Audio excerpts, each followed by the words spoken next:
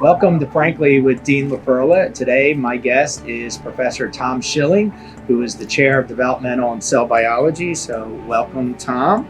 So, Tom will be given the Dean's Distinguished Lecture on October 30th, and the title of his lecture is Discovering Genes That Control Development and Cause Disease, a Fishtail. Can you give us a brief overview of what you'll be talking about during this lecture? Yeah, in the talk I'm going to first introduce the fact that it's still difficult to figure out what genes do, and we have a long way to go.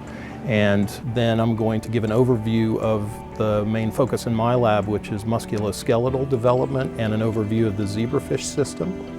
And then I'm going to talk about some of the genes that we've studied that have helped us learn about how those genes, disruption of those genes in people lead to birth defects, with the long-term goal of better diagnoses and therapies for those developmental disorders. And then I'm also going to talk about some genes that are more related to diseases associated with aging, particularly like bone or muscle loss, tendon atrophy, and really how we're studying the functions of these genes with the prospect of being able to help maintain your musculoskeletal system in a healthy state further into old age.